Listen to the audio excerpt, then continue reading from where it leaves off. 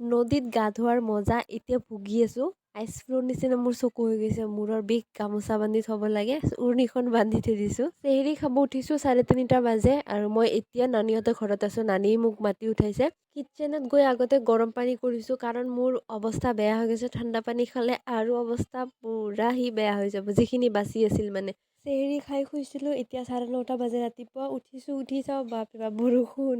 আৰু এই বৰষুণ পৰিছে, দিনটো এনেকুৱাকে বৰষুণ পৰিছে, অলপো ৰখাৰ নাম নাই, টিপ টিপকে পৰি আছিল। বাবুৰ মা বল খেলি আছে আৰু বাবু চাই আছে। বাহ বাহ কিয়া বাত হে। মামী এতিয়া বনাই আছে তেল পিঠা।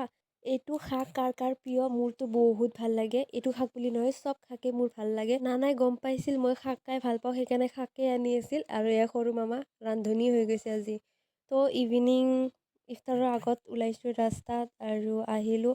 আহি ইফতাৰ ৰেডি কৰি আছিলোঁ আৰু গৰম পানীটো খাবই লাগিব কাৰণ মোৰ অৱস্থা বহুত বেয়া।